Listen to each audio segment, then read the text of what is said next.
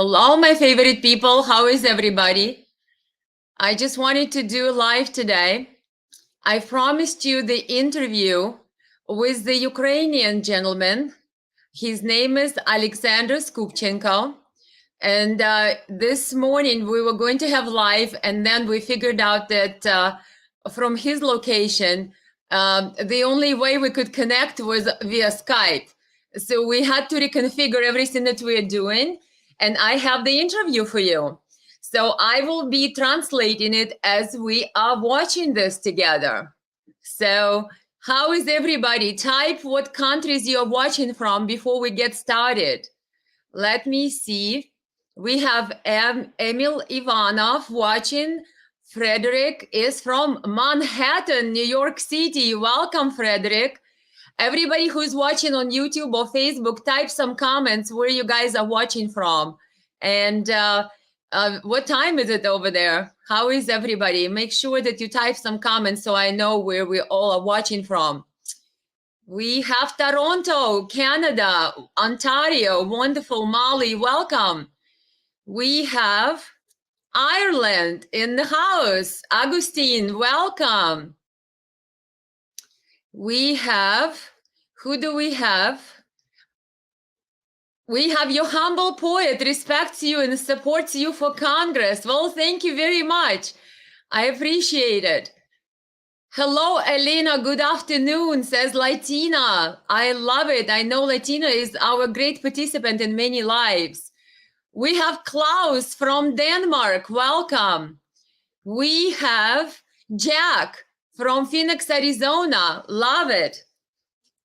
We have France in the house. That's Latina. And we have Maria. Dismarias in Quebec. We have Dino from Stratford, Ontario. Perfect. We have Bill from Rocky Mountains, Canada. I love it. Excellent. We have Prague, Czech Republic. Excellent. Everybody type where you're watching from, and then I will play the comments as we go along. I have this great interview, guys, that I was able to get for you today. The man you're going to see in this interview, he grew up in Ukraine, and a lot of you know that I also grew up in the Soviet Union at the time, and then now that territory is Ukraine, and it became Ukraine in the 90s when I just graduated university, I believe 92, around that same time in Ukraine. So he does not speak English, so I will be translating you this interview. But I was particularly interested to get his perspective and bring it to you guys because he is actually living in Ukraine. Now he moved, to my understanding, is outside Ukraine because after the military operation by Russia was started in 2022, he actually was under repressions by Zelensky regime. You know, Zelensky is fighting all the people who he considers pro-Russian or people who have anything to do with criticizing Zelensky's regime. So my understanding that Alexander Skubchenko, the gentleman you see on your screen, he was the outspoken person, and obviously Zelensky regime didn't like it. But Alexander lived through entire years of Ukraine's independence, and here's what he had to say about what is happening in Ukraine. Hi, Barry from Sicily, welcome. And you guys are going to have this exclusive interview played right before your eyes right now. So let's all tune in and listen to my interview with Alexander. We speak Russian. That's the language that we were able to converse on this interview, but I will be translating to you what we are saying and how he talks about Zelensky. Ukraine, is Ukraine a democracy? What's happening in Ukraine? Obviously, he lived in Ukraine for the last 30 years of Ukraine's independence. So he knows a lot about what's happening in Ukraine. So let's listen in. I'm going to play this interview and translate to you as we go. Сегодня. Родился я на Украине. I am asking Alexander about Ukraine and what Ukraine looks like these days, what is happening in Ukraine, and I asked him to introduce himself and where he was born and where he is from. Еще во времена Советского Союза, в конце He says, I was born in Ukraine during the Soviet time yet. At the time, it was Soviet Union. 70-х годов прошлого века. In the 70s of the last century. He was born in 1978. Жил все это время на Украине в 91 I lived all this time in Ukraine. году. То есть я старше Украины, получается, когда создали I'm older than Ukraine because Украину после развала Советского Союза в 91 году. То есть я when Ukraine was created and became independent per se as a state in 1991, был в Украине. Последние I lived and I was in Ukraine all this time since I was born in 1978. 20 лет до лета, до июня прошлого года я жил в Киеве. Вот. And the last 20 years of his current life, he spent living in the capital of Ukraine, city of Kiev. Когда Россия начала военную операцию, я был в Киеве, потом When Russia started its military operation, I was in Kiev, capital of Ukraine, he says. преследование безопасности Украины. And I immediately became harassed by the special services of Ukraine when Russian military operation started in 2022, he says. Обыск, избиение, уголовное. I got my house searched, they beat me up, and they started to provoke different criminal charges against me for no reason. Дело как врага государства, но мне удалось сбежать, и вот But I was lucky and I was able to escape, he says. сейчас, да, я здесь, в России. Поэтому Now I'm here in Russia, he says. все, что происходило на Украине, особенно после 2014 года, я это знаю не из новостей, я это прожил там. That's why everything that was happening in Ukraine, I don't know that from the news channels.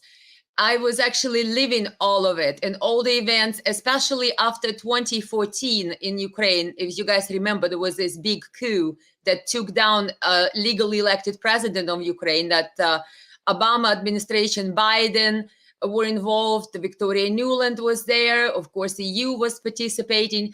So he's saying that all the events in Ukraine, he didn't just learn about them on the news. He actually lived it in Ukraine. Я знаю, что там было не из телевизора, а как это было на самом деле. Потому что вот многие говорят, что война началась вот только 24 февраля прошлого года. Но это ложь.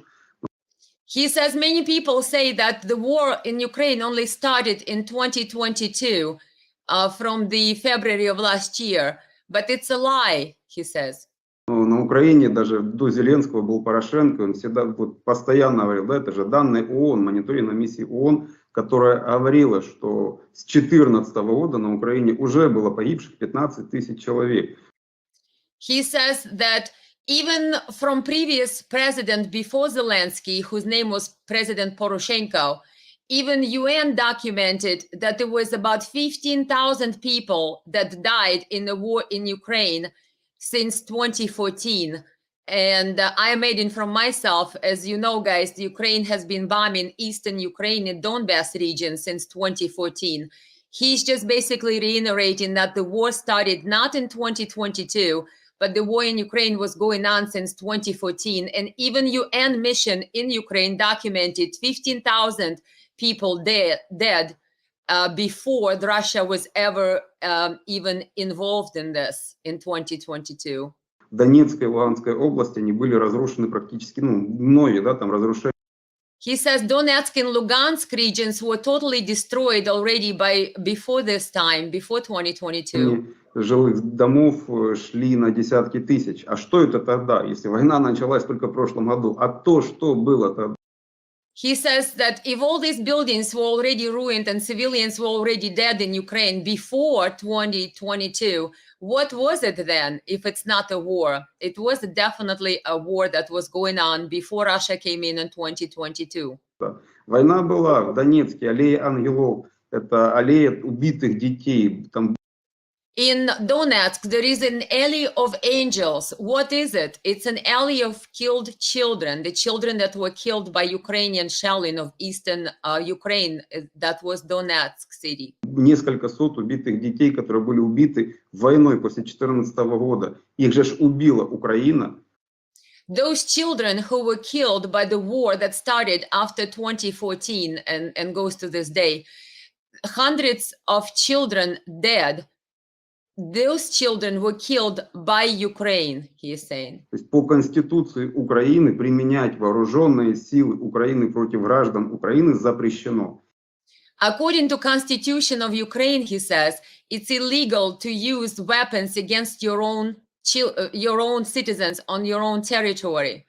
And Ukraine was still doing it. В 2014 году, после государственного переворота, когда незаконно к власти пришел Турчинов, он объявил антитеррористическую операцию. After 2014 coup, when illegally the coup government came to power, there was somebody by the name Turchinov who announced what they called in Ukraine anti-terror operation. В апреле 2014 года направил вооруженные силы Украины в Донбасс.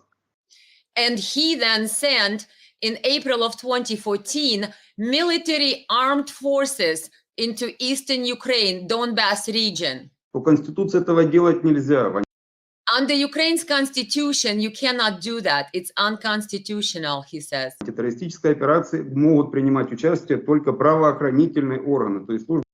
He says even if they wanted to conduct some type of a limited anti-terror operation, whatever they called it, you cannot send army to do it. He said you can only send, let's say, police force or public safety force. Безопасности и МВД, но он направил вооруженные силы Украины. But he sent armed forces of Ukraine, that Mr. Turchinov sent armed forces of Ukraine to basically fight their own citizens in eastern Ukraine, Donbass region. Люди, это много видео этих есть, они же в открытом доступе, когда люди эти танки пытались просто с собой остановить. He says you can see a lot of videos of that period of 2014 when Ukraine sent armed forces, military, basically to kill and submit their own citizens in eastern Ukraine who did not agree to the Western-backed coup in Ukraine. He says you can see those videos all over the internet when tanks are rolling into the city and people are trying to protest the tanks and trying to push them and touch them with their hands and throw their bodies in front of the tanks. But the tanks were rolling in, and that was sent by Ukrainian government against their own people of eastern Ukraine, Donbass region, he says. Но танками людей давили, то есть говорят, что Россия, ну как Россия начала? They were running over people with the tanks. He says they say it's Russia's fault, as Russia was doing it. He's no. Если танки поехали с Киева. The tanks were coming from Kiev, capital of Ukraine. They were not Russian tanks. They were Ukrainian tanks sent from the capital, Kiev. Поэтому война длится очень долго. Для меня война идет с 2014 года. For me, he says, the war is already lasting a long time. It's already lasting since 2014 in Ukraine. Ну, вот то, что было в феврале, это было просто уже вот как закономерное продолжение. And what happened in February when Russia came in, it was just the inevitable continuation of what was going on already in Ukraine since 2014, he says. Вы бы хотели сказать американскому народу, что бы вы хотели сказать американскому народу вот о ситуации в Украине? Знаем ли мы правду?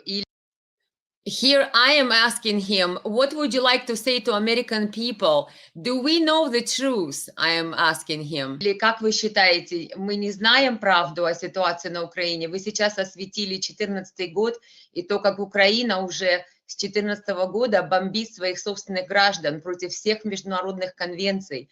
And I'm saying that you just now, to Alexander, I'm saying, mentioned that how Ukraine is bombing its own citizens in eastern part of Ukraine against all the international conventions. I'm asking him, does he think that we American people know the truth? And I obviously know that we don't. At large, American people are in the dark. Которые существуют, граждан, женщин, детей, стариков. И у нас в американской прессе это не освещается.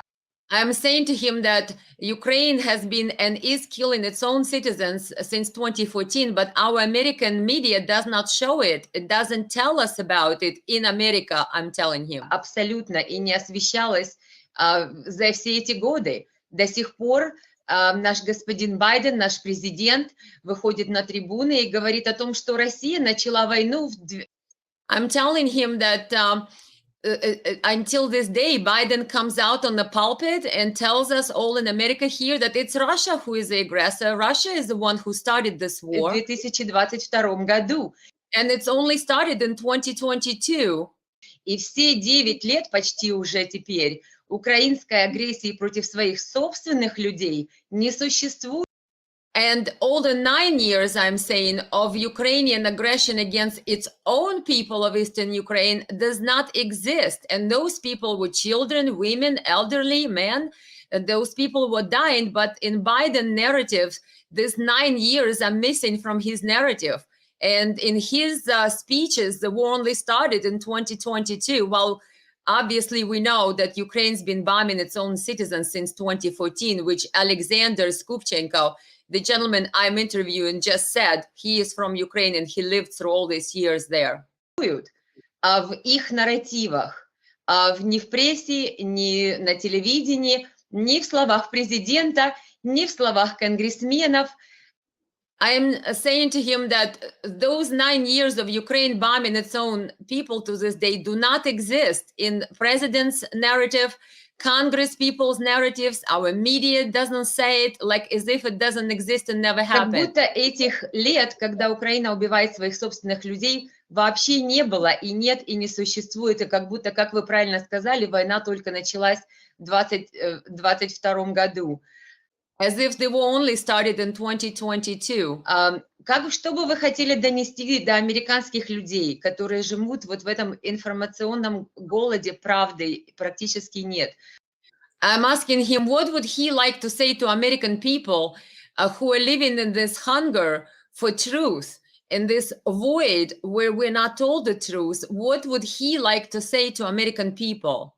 Being from Ukraine, that he lived up till a few months back, I believe, and he lives through this entire situation of Ukraine and start of Russia's special military operation. Что бы вы хотели сказать? Я хочу сказать одно. Украина это I want to tell American people only one thing. не демократическое государство. Ukraine is not a democratic state, he says. Никаких проявлений демократии после 2014 года на Украине нет. There are no democratic tendencies even in Ukraine after 2014 at all. They're all missing. There is no democracy in Ukraine. Нет. Режим Зеленского – это тоталитарный, преступный режим, причем нацистский режим. The regime of Zelensky is a totalitarian, criminal regime, he says. And that regime is also Nazi regime, nationalistic Nazi regime, he says. Говорят, что Зеленский, Байден любит говорить, что Зеленский еврей, значит, он не может быть нацистом. He says, Biden always says on TV that Zelensky, being a Jew, cannot be a Nazi. Но это ложь. This is a lie, he says. То, что национальность Зеленского ни о чем не говорит. Zelensky is a national ethnic group of being a Jew does not mean anything in this context, he says. Это нацистское государство. Нацисты уничтожают православие. Because this is now a Nazi state, Ukraine. And just because Zelensky is a Jew, that doesn't mean that Ukraine somehow is not a Nazi regime. It is a Nazi regime that kills its own people, that is now waging war on Russian Orthodox Church. Украинскую православную церковь, убивают священников. They're killing priests in Идут Ukraine. репрессии. Я There are repressions in Ukraine against anybody who speaks out. один из политически репрессированных людей. I am one of the politically repressed people oppressed by Zelensky regime, he says. Тысячи людей находятся в тюрьмах Thousands of people are in Ukrainian prisons, he says. Украины. Многих просто убили. Many are simply just killed. Война идет с 2014 года. The war started and it's ongoing since 2014 in Ukraine, he says. Байден, это, вот для меня, как гражданина Украины, And Biden, for me, as a citizen of Ukraine, he says, это преступник, да. he is a criminal. То есть единственное затишье на Украине были исключительно во времена Трампа. The only period of breather, the only breather period that Ukraine had in this ongoing war since 2014 was during President Trump. It was a little bit of a slowdown. It was a little bit easier as far as the war that was going in Ukraine. During Trump, he says, it was eased up a little bit. Да, он не смог принести Украине мир. Yes, Trump could not bring peace to Ukraine. Но при нем, по крайней мере, были вот эти 4 года передышки. But at least we had 4 years of break. It was 4 years of a little bit easier to breathe as far as the war which was going on. It was just a bit of ease that happened during those 4 Trump years. По крайней мере, не было эскалации. There was no escalation during Trump administration, he says. Вот государственный переворот совершили. Это не пришли там как-то законы к власти Порошенко, там Турчинов. Нет, это был государственный переворот. Those people who conducted the coup in 2014, they didn't come to power legally. Прямой поддержки Соединенных Штатов. It was done with the direct support from United States, the coup in Ukraine of 2014. Виктория Нуланд, она не вылазила с Майдана. Victoria Nuland, she was constantly at the Parliament Square engaging with protesters and fueling the protests against, at that time, legally elected President Yanukovych in Ukraine. Она это все курировала тогда. She was curating all of that the coup situation in Ukraine in 2014, he says. После этого началась война. After that, the war started in Ukraine in 2014. Эту войну не Россия. Вот на This war was not started by Russia. Майдане уже тогда был правый сектор, это были нацисты. At that time, in 2014, there were already Nazi elements in the square before the parliament called Right Sector Battalion. And they were real Nazis, he says. Они уже убивали людей. Это было вот... They already killed people in Ukraine. Вооруженные, да, то есть... They were already armed. Юрий Луценко, который потом стал генеральным прокурором Украины, он тогда с Майдана говорил, что потерпите немного, к своим обращался с сцены Майдана, потерпите, оружие уже едет. То есть вот...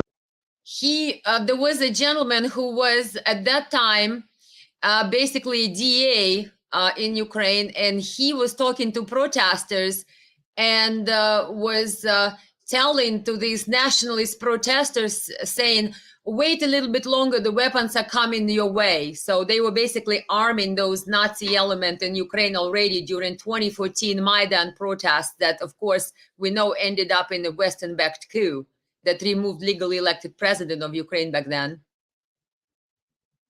Этот правый сектор, он еще до того, как был совершен переворот, они же захватывали вооруженные части, да? Они захватывали здание МВД, здание службы безопасности, а там оружейные комнаты. Более 10 тысяч стволов оружия было у них на руках. Это было... He's saying that nationalistic element, those Ukrainian neo-Nazi ideology type battalions, they were already capturing the weapons warehouses, and they already had 10,000 weapons in their hands back then in 2014. Тоже, по сути, вооруженная банда, когда они... Basically armed bandits they became. Под гарантией Янукович согласился, это же были гаранты, это были европейские послы, которые ему гарантировали, что ты отводишь, да, правоохранителей, а оппозиция соглашается на досрочные выборы.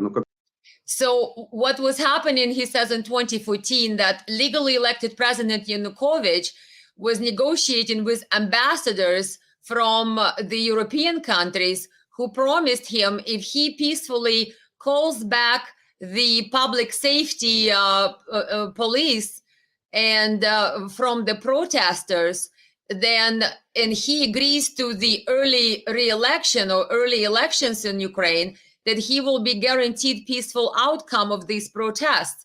But that never happened. As soon as he called off the public safety police, then the armed Nazi militants stormed the parliament and seized the power. So European countries who were trying to say that they're negotiating this, they basically all lied. And as soon as the president removed the police forces, then the armed militants and neo-Nazi elements stormed the Ukrainian parliament and seized the power in Ukraine. Только Янукович поверил европейским послам, которые его обманули, отвел правоохранителей, сразу же они пошли и захватили власть, незаконно захватили.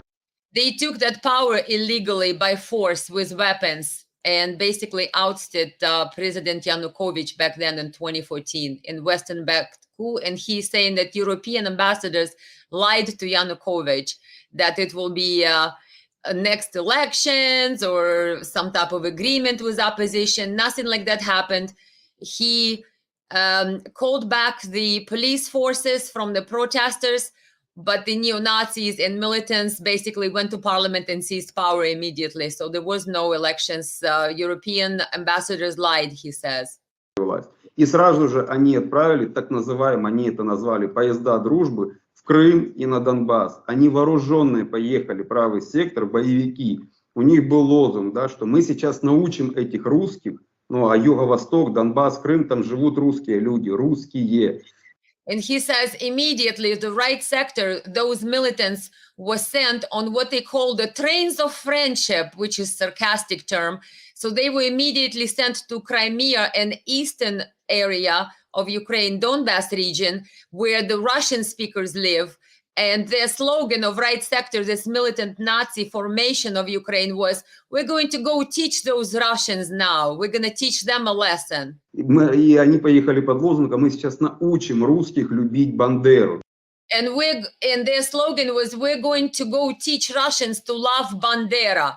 You know who Stepan Bandera is, right? Ukrainian nationalist who collaborated with Hitler during World War II. Who formed the Volunteer Ukraine SS battalion, division rather, that slaughtered hundreds of thousands of Jews, Russians at the time, Gypsy people, Romani people, people of all in ethnic group cleansings. They've killed anybody who didn't subscribe to their neo-Nazi, at the time, Nazi Hitler ideology. So this Ukrainian man you see on your camera is saying that this right sector, after they seized power of Ukraine, their slogan was, we're going to travel to Crimea and Eastern Ukraine and teach those Russian ethnic speakers there how to love Bandera, basically how to love Nazi collaborator. By the way, Stepan Bandera now in Ukraine is hailed as a national hero. They have monuments to him. They name streets after him, and they sing praise to him. And his slogan, glory to Ukraine, hail heroes, hail Ukraine, is Stepan Bandera's slogan. So Alexander Skubchenko, who you see on your screen right now, is telling us the story of what is happening and what was happening in Ukraine back then and what led to this war and how this war really started in Ukraine. Да, что Крым будет или бандеровским, или безлюдным. Это они. He said that right sector Nazi militants declared that Crimea will be either loving Bandera or it will be depopulated.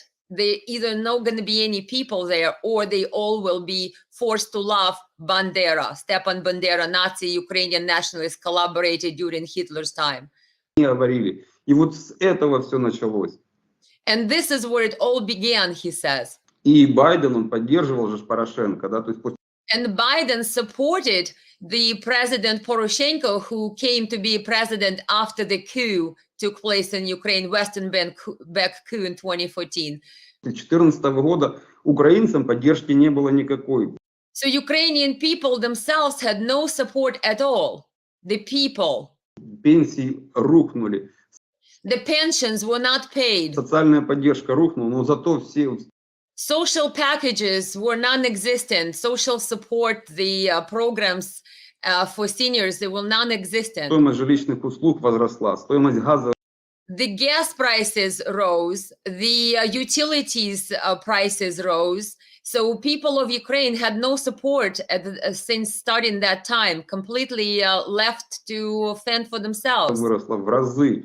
И, безусловно, а кто? Нафтогаз Украины, который это все продавал, он контролировался людьми Байдена. And of course, the oil gas company that was selling Ukrainian people all these utility services and energy services, they were controlled by Biden and his crew, basically, and people of Biden. Сыном Байдена был коррупционный And the son of Biden. скандал, вот тот, который Байден потом замял. There was a big corruption scandal in Ukraine, the scandal that Biden actually tried to suppress and squashed eventually. Это же все было сын Байдена, он грабил Украину. The son of Biden was robbing Ukraine. That's why the scandal in Ukraine happened, because it was found out that all these rising prices and high tariffs on energy bills and everything else were instituted by Ukrainian company called Naftogaz, oil gas, and that company was controlled by Biden and his son, he's saying. И вот потом, когда Зеленский пришел к власти, он пришел, он обещал мир любой ценой. And when Zelensky came to power, Zelensky promised peace at all costs to people. Он обещал снизить тарифы, он обещал, He promised to bring the prices down. He promised to bring the tariffs on energy down for people, for regular Ukrainian citizens. что при нем не будут запрещать русский язык. И He promised, Zelensky promised, that they will not ban Russian language when he is the president. Zelensky promised that to Ukrainian people. что после этого стало? Тарифы при нем выросли. And he says, and what happened after that, after all those promises Zelensky made? Он обещал мир, но он привел The prices rose up. He promised us the peace, страну к войне. То есть but he brought country to the war. это же Зеленский сказал, Россия просила исполнить Минские соглашения. It's Zelensky who said that Russia was asking nothing much but fulfill Minsk agreements. Если бы Зеленский год назад исполнил Минские соглашения, то ДНР и ЛНР сегодня были бы в составе Украины.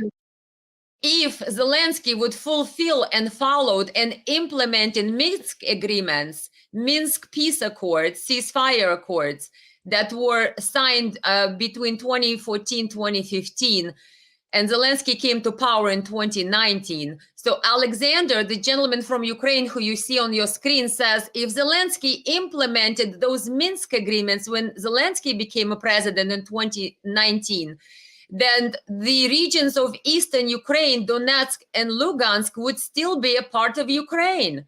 But now, since Russian military operations started, and those regions now voted via referenda to join Russia.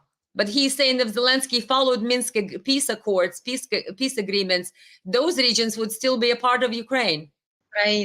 Совершенно верно. Без единого выстрела. And would not be any shots fired, he says. Зеленский сказал, что это поражение. Ему нужна победа. But Zelensky turned around and then said, oh, if we do that, then it will be a defeat. And I want victory. Zelensky wants victory. Надо покарать людей, которые были на Донбассе. Alexander says Zelensky wants to punish people of Donbass. Надо там, то есть победа нужна. То есть он отверг Минские соглашения. Zelensky wants victory, meaning he basically rejected Minsk agreements, Minsk peace agreements. США и Европа его вооружали. Он уже United States and Europe are arming Zelensky. готовился к войне. And they were arming him already once he became a president, and he was preparing for war, Zelensky was. И, безусловно, эта война бы была. And of course, this war would have happened, Alexander says. Сейчас, вот я хочу просто, чтобы американцы это поняли. I want to just to relay it to American people, for them to understand this, says Alexander, who is from Ukraine. Вот сейчас в информационном пространстве на Западе это звучит так, будто бы Россия напала на Украину. Right now, in the Western media, it sounds as if Russia is aggressor and Russia attacked Ukraine. Украина воюет, а Запад Украине помогает. And as if West is just helping Ukraine to fight. Ну послушайте, если вот мы посмотрим на эту войну, да, война ведется за деньги США и But if we look at this war is being carried out at the United States expense and for the money of United States that the United States is sending. Европы. And for the money of Europe that it's sending to Ukraine. Военная техника стран НАТО, да, США. And all the weapons and all the technology from the NATO countries. И НАТО. Разведка стран НАТО. The reconnaissance is from NATO countries. То есть вот деньги на войну, все это стран НАТО. То есть от Украины там только территория и граждане Украины.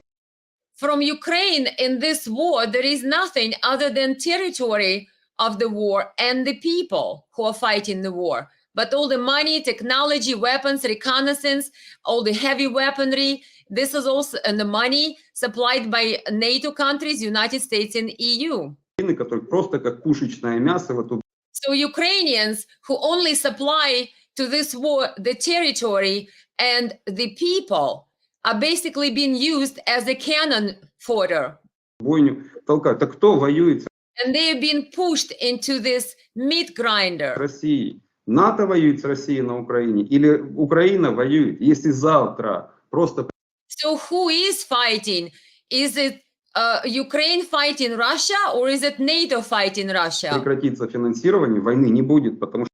If tomorrow the financing of this war and fueling of this conflict via Western finances would stop, this war would end tomorrow. Что Украине воевать будет нечем. Because Ukraine will not have anything to fight with. Воюет Запад. Для Запада. It's Western countries who are fighting. Запада Украина это просто поле боя с Россией.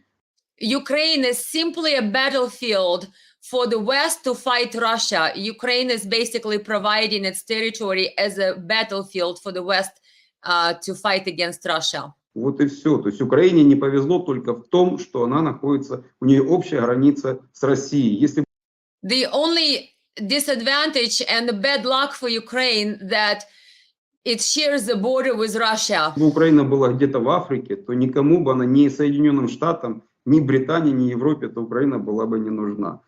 If Ukraine was located someplace in Africa, then neither United States or European countries would be interested in this war. Ukraine is only interesting for the West to fight and fuel this war just because it shares a border with Russia. Просто американцы должны понимать, что Байден эту войну ведет.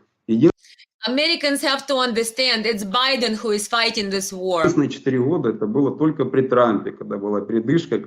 The only time we had a bit of a break and a little bit easier time of this war was not so intense.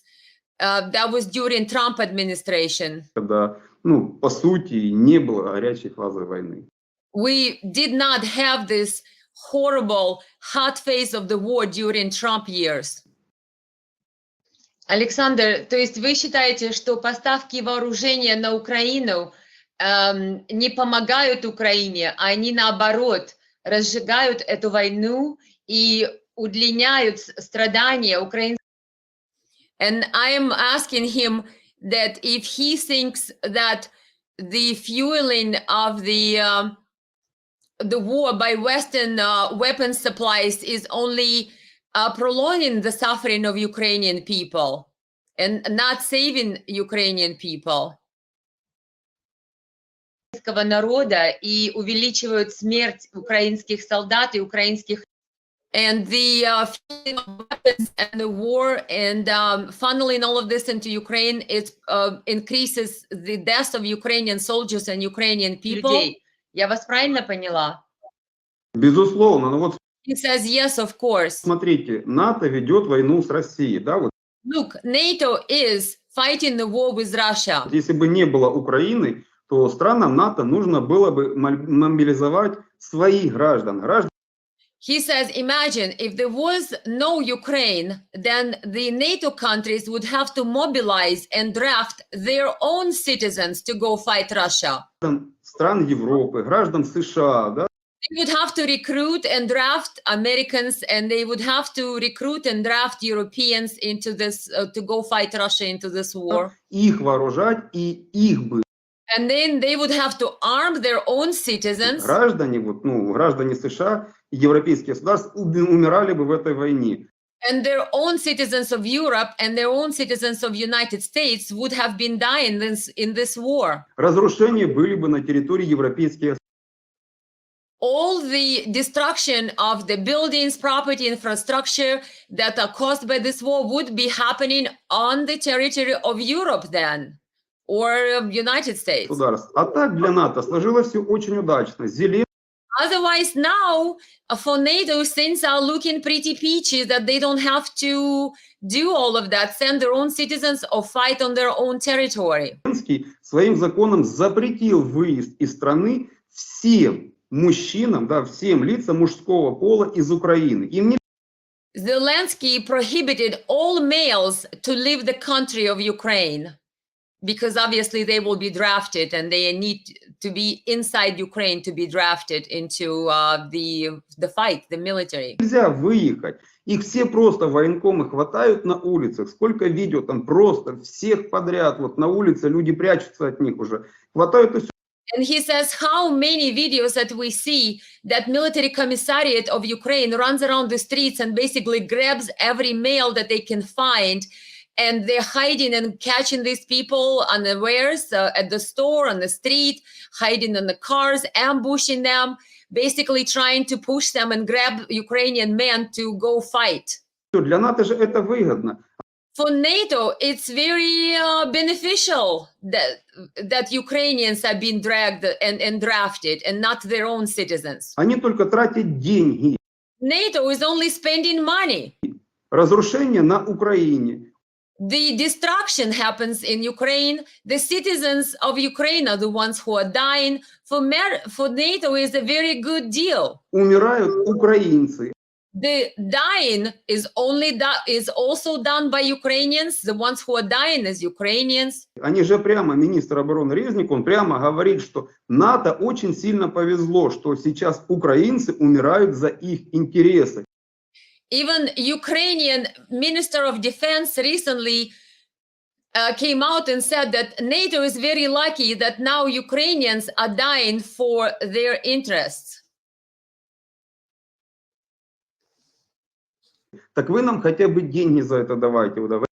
And Minister of Ukraine said, Minister of Ukraine said that NATO, you're so lucky that you have Ukrainians dying for your interests, so you better give us money so we continue doing what you want us to do. Говорит Резников, да, который подчиняется даже не Зеленскому, а Пентагону в США. And this guy by the name of Reznik, who came out and said that, demanding that United States sends more money because Ukrainians are the ones who doing all the heavy lifting in this war.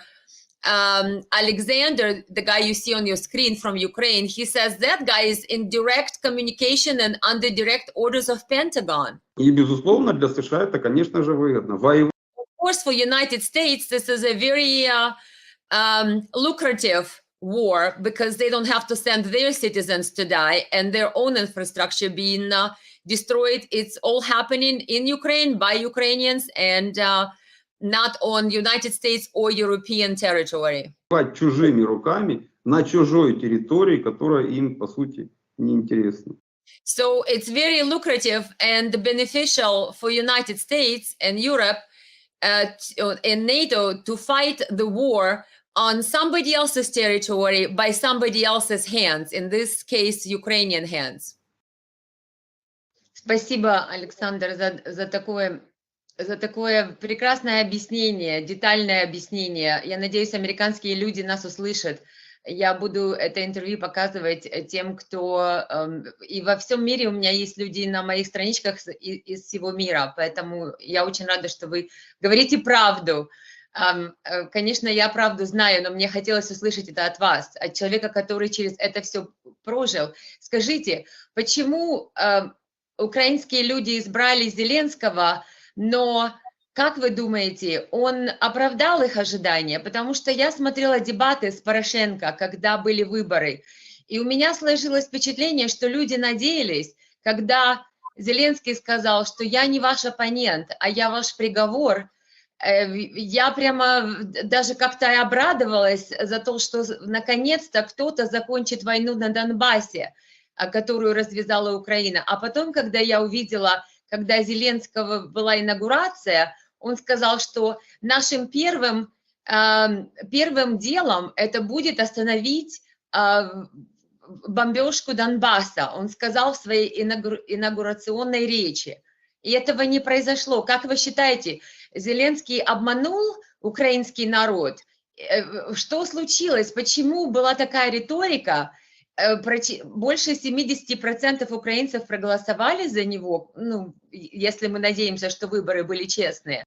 Here, when I'm telling Alexander that when Zelensky came to power in 2019 in Ukraine, 70% of Ukrainians voted for him, because he basically said in his inauguration that Ukraine will stop shelling Donbass, that he will bring peace. And so I'm asking Alexander, who you see on your screen, Alexander Skubchenko, who is from Ukraine, whether Zelensky basically lied to Ukrainian people, or did he trick Ukrainian people by promising to bring peace, but he just brought more war?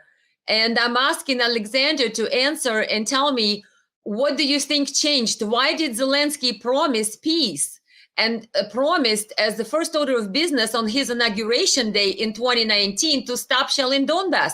But he never stopped shelling Donbass. The shelling of eastern Ukraine, Donbass region, which now is controlled by Russia and became Russian's part after the 2022 Russia military operation and referendum.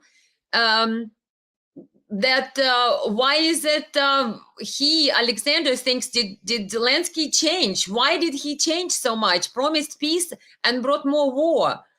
Promised to stop shelling Donbass, but never stopped shelling Donbass. What changed from before he was a president, when he was running, and when he was inaugurated? He promised to do that. All of these good things, but then suddenly never did and only brought more war. I'm trying to see what Alexander thinks.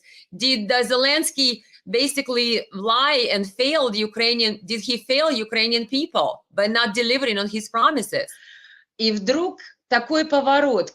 Ваши мысли, что случилось с Зеленским? И оправдал ожидания. I'm saying, what happened to Zelensky, and did he fail Ukrainian people? Он не обманул, он предал. Да, действительно, люди устали. Alexander from Ukraine says, he didn't trick Ukrainian people, he betrayed Ukrainian people.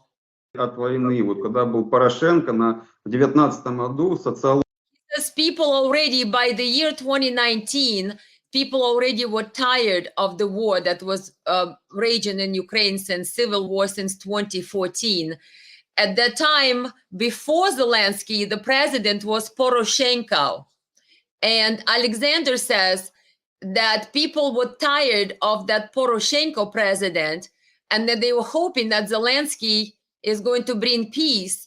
And most people were actually voting not so much for Zelensky, but against Poroshenko, who actually was basically pretty much fine with the war and fine with Ukraine bombing its own people. So Alexander says people were hoping that Zelensky will bring peace, but more so they just didn't want Poroshenko to continue. So там, когда опрашивали людей, да, то есть они там больше 80% они не поддерживали курс Порошенко.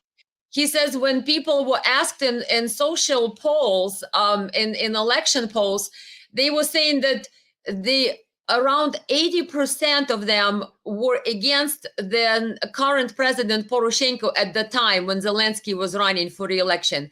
And as you remember, Poroshenko and Zelensky both were running for the spot for Ukraine's presidency, and Zelensky won with, I believe, over 70% vote at the time. Больше 80% людей хотели мира, да. И вот появляется Зеленский, то есть Порошенко, он уже начал запрещать русский язык, он уже He says the people at large already didn't want Poroshenko to continue to be elected for the second term, and 80% disapproved of his record, and people wanted peace. But even Poroshenko already started to prohibit Russian language. начал гонение на православную церковь.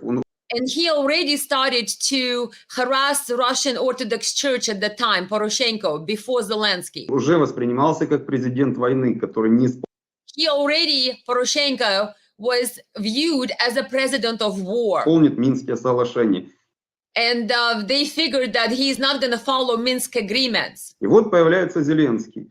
So here comes Zelensky. Он вел свою избирательную кампанию на русском языке, да.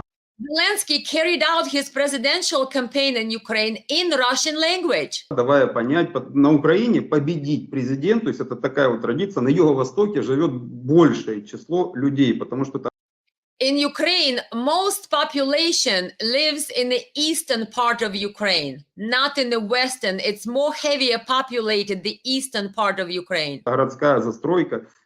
Because there are lots of cities and there's very dense population there in the eastern part of Ukraine. Большие, крупные промышленные города, живет больше людей. Эти люди русские. Those people are living in very industrial type cities, and they're largely Russian, ethnic Russians. И чтобы победить на выборах, нужно заискивать перед ними, да, то есть вот те вот люди, которые на Западной Украине, которые проевропейские. In order to win the president's elections in Ukraine, he had to, or one would have to appeal to the residents of Eastern Ukraine because it's more densely populated. There are more people who live in Eastern Ukraine, but they're mostly ethnic Russian and Russian speakers in Eastern Ukraine. Которые там вот Бандеру любят и всех остальных, их мало. Они могут. The people who live in Western Ukraine, Alexander says, the ones who actually are the most fond of Stepan Bandera, Nazi collaborator, Ukrainian nationalist in World War II of Ukraine, he says those people who live in Western Ukraine, they could usually not win the election because that area is just not so heavily populated as in Eastern Ukraine. And those people can only come to power via coup, because there's not just enough votes in that area. And people of Eastern Ukraine are a much larger population of Ukraine, and those are mostly Russian ethnic speakers. Могут прийти к власти исключительно путем государственного переворота, как это было сделано в 2004 году, в 2004 и в 2014. Так вот, Зеленский шел на выборы, и он... He says that's exactly what was done in 2004, Ukrainian Orange Revolution, and 2014, during the coup, Western-backed coup, that they basically, those pro-Bandera, Western-type Ukrainian population that really likes Bandera, Stepan Bandera, because he was from that region. He says that those people basically came to power via Western-backed coup in 2014 because they cannot come to power, according to Alexander, by other means other than grabbing and seizing the power, because the majority of people live in eastern area of Ukraine and they are not fond of Bandera, nationalist Ukrainian who was the Hitler collaborator. Давал посылы на русском языке, говорил, да, я не буду запрещать русский язык, мир любой ценой. And Zelensky promised that he will not ban Russian language. He carried out his presidential campaign in Russia, in Russian language. He said that peace at all costs. Безусловно, люди этого хотели. Он сказал Порошенко, что я не ваш, да, оппонент, а ваш приговор. Люди за него голосовали даже не за него, больше не за Зеленского. Они голосовали это как против Порошенко. And he said that when Zelensky was debating Poroshenko, when they were both running for the presidency seat in Ukraine in 2019, Zelensky told Poroshenko that I am not your opponent, I am your sentence. By the way, I watched those debates. He is correct. That's what Zelensky said. So he said the people who are voting, they believed the promises and what Zelensky was saying, that he's not going to ban Russian language, that he wants peace at all costs. Порошенко, то есть против Порошенко, за него And so the people who voted for Zelensky, they were pretty much voting against Poroshenko by voting for Zelensky. Голосовали больше 70% людей. More than 70% of the people of Ukraine voted for Zelensky in 2019 when he became president. Вот Донецкая и Луганская области, там, где была война, да, за Зеленского отдали больше 90% голосов. Думайтесь просто, как они верили этому человеку. И после этого Зеленский всех... He said that the people of Eastern Ukraine were actually the largest percentage of those who voted for Zelensky, over 90%. And he said when Zelensky came to power, he betrayed them all. Предал. Первая его поездка была, это было в Лондон, когда он и глава его офиса Ермак, ну тогда был Андрей Богдан, это был как раз 19-й год перед встречей в Париже нормандского формата с Путиным. И они были где-то там в подвалах Ми-6 британской разведки. Вы можете назвать еще хоть одного президента суверенного государства, который идет на прием к главе чужой иностранной разведки? And he says Zelensky, just after he became president, his first visit was to London, to MI6 headquarters. Just before Zelensky was set to meet with Putin in Normandy format, he went and met with the highest MI6, Secret Service of Great Britain. And Alexander says, can you name any president of any other country or independent country who would go and paid official visit to the Secret Service of another country and talk to their top spies as basically first orders of his business? But Zelensky did it. So his visit before he went to meet with Putin in Normandy format was to British MI6. Это официальное сообщение об этом. Alexander said, this is official data. I'm not making this up. Были. И, ну, о чем, конечно, не говорили, никто об этом не сказал. Of course, we don't know what they were talking about with Zelensky, the MI6 guys. Все, после этого Зеленский вышел и сказал, я не буду исполнять Минские соглашения. But after that visit by Zelensky to the British intelligence services, Zelensky left that meeting and then he came out and said, that's it, I will not be following Minsk agreements, the ceasefire agreements. Вот мои красные линии. Да, мы зря Украина в 90-х годах отказалась от ядерного оружия. Только... These are my red lines, Zelensky said. I regret now that Ukraine gave up hosting nuclear weapons, the Soviet at the time nuclear weapons on its territory. Только война, только военным путем. Only war is the answer. Only war is the way that we're going to act, said Zelensky after visiting a British intelligence chief. Освобождение. И вот он Украину к этому и привел.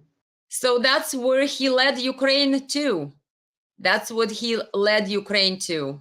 Instead of promising peace, after visiting British MI6 intelligence headquarters, chief of whatever they have there in the British MI6.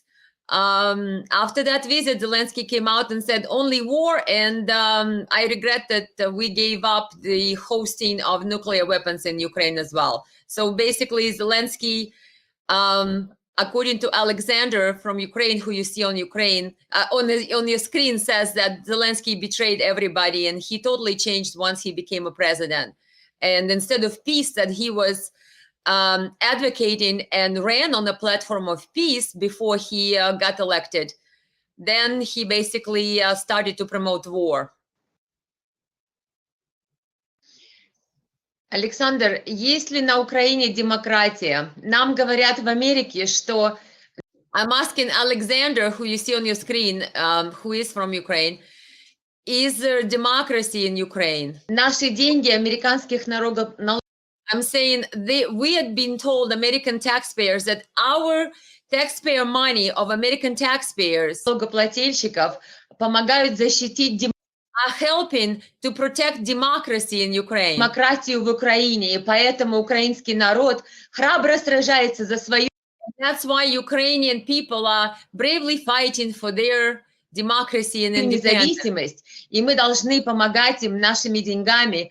And we have to help them with our money to do that. Чтобы они были независимыми и сражались за свое будущее. For them to keep being independent and fight for their freedom and for their future. У меня к вам вопрос. Вы I have a question for you, Alexander. считаете, что Украина независима или таки зависима и управляема извне Западом? Do you, Alexander, believe that Ukraine is actually independent, or is it dependent and basically is controlled by the West? И если на Украине настоящая демократия, and is a real democracy, as we have been told in America, that Ukraine is this democracy that we need to help save?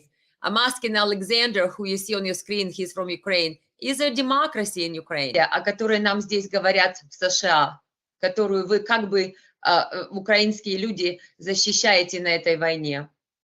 As if this is a democracy that Ukrainian people are fighting for in this war and fighting to protect.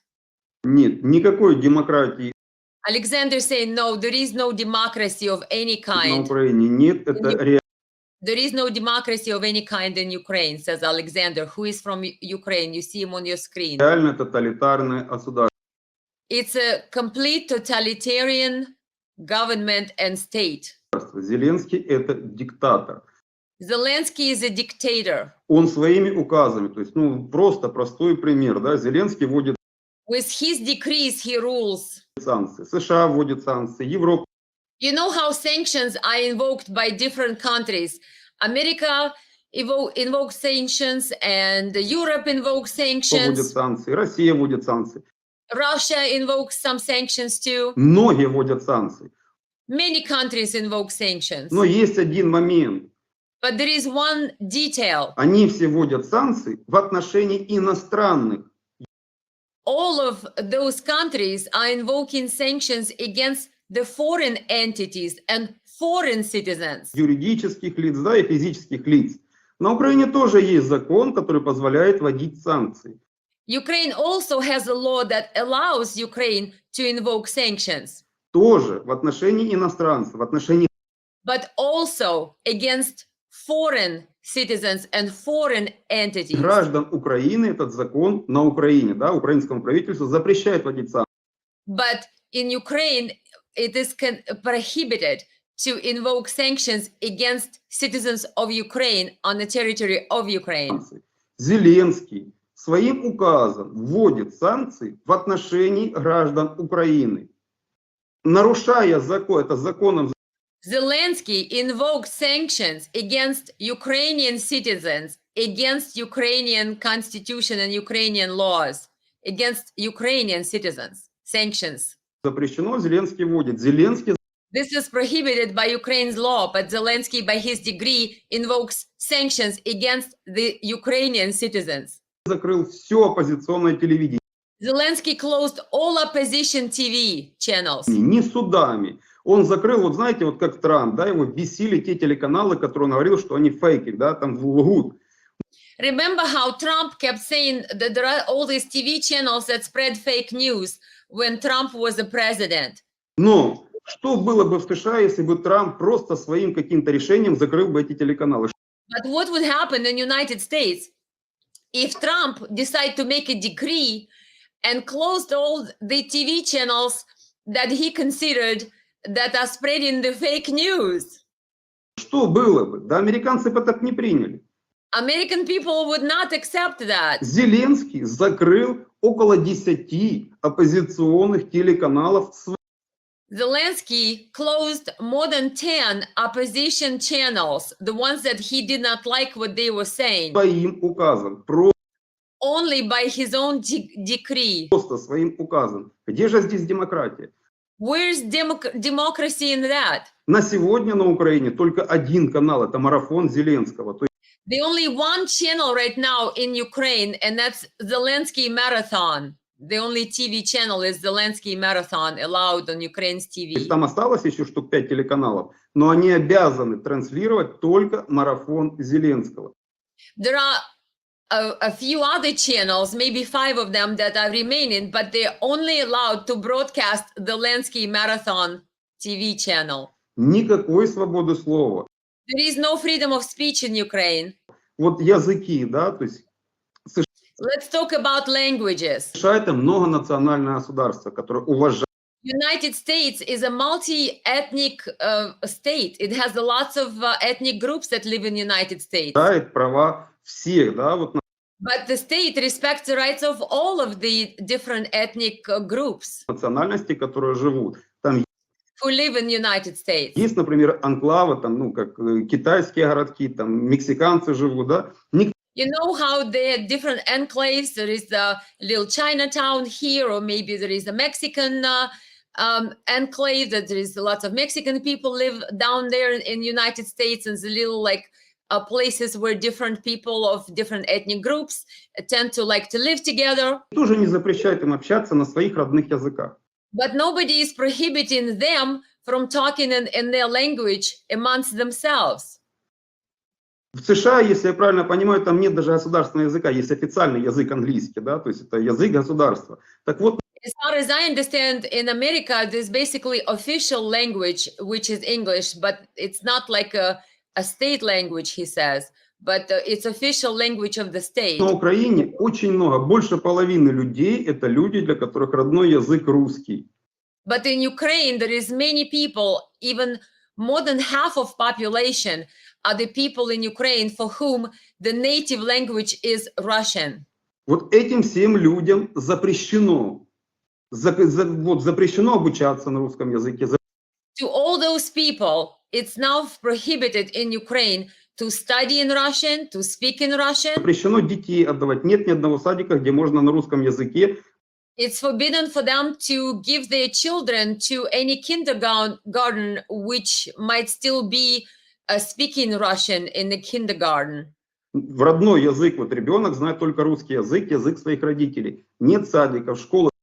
He says that if the child only knows the native language of his parents, and let's say it's a Russian language, you cannot find a kindergarten where your child could go to where they would be still speaking Russian. Well, Alexander says more than 50% of the people in Ukraine, for them, native language is Russian, but now it's forbidden to speak Russian in Ukraine. Это все запрещено, запрещено обслуживание, то есть русский язык, но You cannot even find services in Russian, so it's forbidden if you're in service industry to speak Russian when you service your clients. в Украине запрещен во всех сферах общественной жизни. Русский язык, то есть язык миллионов граждан Украины, называет Зеленский языком врага. Zelensky now calls Russian language the language of millions of people who live in Ukraine. He calls it the language of aggressor. То есть он воюет с гражданами Украины. So Zelensky is fighting his own citizens of Ukraine. Вот война с Россией, это вот знаете, когда-то давно США воевали с Британией. У Британии You remember how long ago United States were at war with Great Britain? и у США один язык английский. Но даже But they share the common language, English. в те годы, когда США воевали с Британией, когда была гражданская война, в США у руководителей никому в голову не пришло запретить английский язык, да, потому что это язык Британии, их врага. But even when American revolutionaries were fighting British, nobody in American government would have an idea to disallow the use of English language because it was just because it was the language of Great Britain that they were fighting against. На тот момент. На Украине запрещают, говорят, что это язык врага и запрещают. In Ukraine, Russian is forbidden now because they're saying that this is the language of the enemy, so you can't speak it, you can't study it, you can't service people while speaking Russian. Это тоталитарное государство. Там Ukraine is totalitarian regime, totalitarian dictatorship state. человек, который говорит на русском языке и который просто не хочет НАТО, ну, это враг, которого могут даже убить при Зеленском. The person who simply speaks in Russian language and does not want for Ukraine to join NATO is considered an enemy and can be killed for just these two things, or one of them. А по поводу денег, американские налогоплательщики. Let me tell you about American taxpayer money, Alexander adds to his answer. Вы поймите, Зеленский и коррупция – это слова-синонимы. Understand that Zelensky and corruption are the words synonyms. They're basically one of the same. На Украине тотальное воровство. In Ukraine, there is a totalitarian theft, this totality of theft that's happening in Те Ukraine. деньги, которые выделяют США Украине, они разоровываются. Вот то, The money that United States is sending to Ukraine, those money is stolen. что там Зеленский говорит, большое строительство там или еще чего-то, ну это показуху то, что делают. When Zelensky says that, oh, you're sending us all this great money and we're going to build something with it, Alexander says it's just a show. На самом деле там завышенные цены. What they're doing is they're charging exorbitant prices, basically overcharging the government so they could write off some of the juicy differences between what things cost and what is going on paper.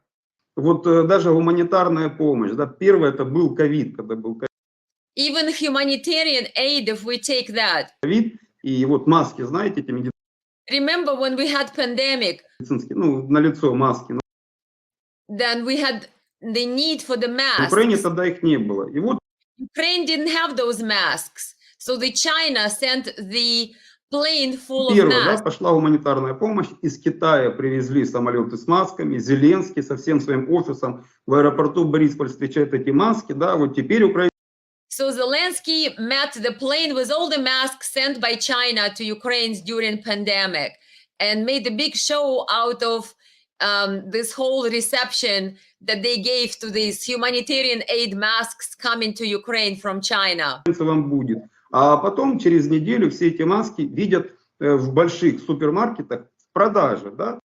But around the week later, all these masks people started to see on the shelves in the supermarkets, in the grocery stores for sale. То есть у депутатов, которые близки к Зеленскому.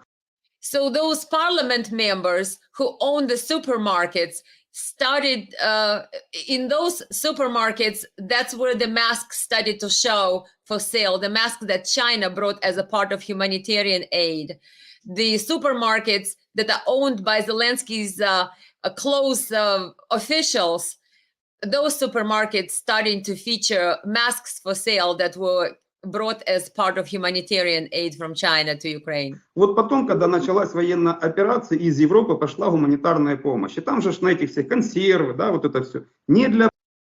From Europe, when the Russian special military operation started in 2022, we started receiving a lot of humanitarian aid, the food and different things, the medical things, the different equipment parts, basically humanitarian aid from Europe. Продажи. Все это And all of that ended up on the shelves in the stores for sale. продается в супермаркетах. Вот Херсон, когда Россия отошла из Херсона, да, вот сейчас много фото, это снимали даже французские журналисты, когда в магазинах на полках хлеб в пакетах, там написано Организация Объединенных Наций, гуманитарная. He says even French journalists came to Ukrainian stores and then they were making videos of it where they can find on the store shelves in Ukraine different goods. On the back of the goods, it's written not for sale. This is from UN, but they're all for sale in Ukrainian stores. Гуманитарная помощь не для продажи, продают даже этот хлеб. They even sell the bread that came from UN as a part of humanitarian aid in the supermarkets, which are owned by Zelensky's close, I don't know, friends, the people from his circle. То есть Зеленский и воровство это просто синонимы. So Zelensky and theft are synonyms. Никакой, вот не надо помогать. Если Америка хочет So don't do anything, don't help. спасти украинцев, а не Украину, нужно просто перестать поддерживать вот этот режим. If America wants to save Ukrainian people and not just Ukrainian regime, then America has to stop fueling the Zelensky regime If America wants to help Ukrainian people, America needs to stop fueling and help Zelensky's regime. Нацистский режим, который убивает украинцев. This is a Nazi regime that is killing Ukrainian people. Спасибо, Александр. Многие у меня спрашивают, почему украинские люди не протестуют эту войну. Я пытаюсь им объяснить, что в Украине сейчас находится военный режим, да, вот у нас называют martial law. Можно ли протестовать? Ну, вы уже ответили, что оппозиционные каналы запрещены. Как я понимаю, Зеленский посадил в тюрьму оппозиционных лидеров, они все арестованы или они все преследуются, их имущество отбирается. Сейчас он воюет с церковью, он выгоняет на улицу всех священников, забирают их здания, не разрешают им проводить службу. Я прочла в новостях, что Киево-Могилянская академия сейчас запрещает изучение русского языка. Это так? И то получается, что как бы вы ответили на вопрос, почему украинские люди с этим всем, ну как, я не знаю, соглашаются или... I'm asking Alexander, who is from Ukraine, who you see on your screen. I'm saying that I hear a lot from people in America who are asking me, how is it people from Ukraine, in Ukraine, are not protesting Zelensky regime? And I'm saying that I know that there is martial law in Ukraine, that people cannot really protest. And of course, the languages are banned. People don't have any rights in Ukraine anymore. People complain about corruption. People complain about theft of humanitarian aid. There is so many problems, but how come people are not protesting? I'm trying to get Alexander's take on why does he think people are not protesting Zelensky regime, to where it sounds like they would have a lot of reasons to do that. And of course, I know that they probably can't at this point, because remember Odessa in 2014, that was even before Zelensky. Some people tried to peacefully protest the coup and they were burned alive in a trade union center in Odessa in Ukraine. But now Zelensky has instituted martial law. But in general, I'm asking Alexander, do Ukrainian people, I mean, do they agree with all that Zelensky is doing? Is that why they're not protesting, or they're just not able to protest because it's forbidden, or it's been basically to become a subject of repression? Почему они не протестуют, почему они не на улицах? Меня это спрашивают. Я как бы знаю немножко ответ, что, скорее всего, что это просто невозможно, что их просто посадят, убьют или что-то с ними случится. А как бы вы ответили на вопрос, почему украинцы на улицах не протестуют эту войну и режим Зеленского? Кстати, Киево-Могилянская академия, там же запретили русский язык, не изучать его, да? Это уже запрещено. Обучение на русском языке запрещено. I've asked Alexander that recently a famous university in Ukraine, Kyivo-Mogilyanska Academy, has forbid the use of Russian language. And Alexander is clarifying, saying, Elena, yes, they forbid the language use, but the problem is it's not only the language that's forbidden, it's also the just speaking amongst yourself on the territory of university in Russian is forbidden. So you cannot even speak Russian language between yourself in the university. If you want to say hello in Russian, you can't do that. Even that is forbidden now. But he says that the studying of Russian language and teaching in Russian was already forbidden before. But they went now further and said that you can't even speak Russian between yourselves in the university. Запрещено давно. Там запретили на территории академии даже общаться между собой, студентам, преподавателям, чтобы русского языка на территории академии не было. They don't want any Russian language on the territory of the university, period. Общаться запретили. Статья, вот просто мы открываем, да, там, если американцам говорят, что Украина это правовое демократическое государство, Конституция Украины. If Americans are saying that Ukraine is, let's say, democratic and lawful state, he said, let's open Ukrainian constitution. If that's what we are told in America, that Ukraine is democratic and lawful state. Alexander says, let's open Ukrainian's constitution. Статья 10 Конституции. The Article 10 in Ukraine's constitution, Часть 3. Черным part 3, по белому написано. В written on black and white, Украине гарантируется свободное использование, да, in Ukraine, it is guaranteed и развитие и защита русского языка. the free use, development, and protection of Russian language На всей территории Украины. on entire territory of Ukraine. Вот просто в нарушении Конституции Украины запрещает даже So now this university or anybody who is prohibiting Russian language on the territory of Ukraine are basically acting against Ukraine's constitution. общаться между собой на территории. And they're even prohibiting now in that university, Kyivo-Mogilyanska Academy, they now went further and now prohibiting from people speaking Russian even between themselves, basically for social gatherings as well, or interactions in any type or shape or form. And Alexander says this is all unconstitutional because Article 10, Part 3 of Ukrainian Constitution actually ensures the right of people to use, develop, and protects the Russian language on the entire territory of Ukraine. Академии. И что Зеленский как президент, он гарант Конституции. And Zelensky, as a president, he guarantees the Constitution. Он что-то сказал? Нет. Did he say anything about this university banning Russian language from people even, teaching it, but even speaking amongst themselves?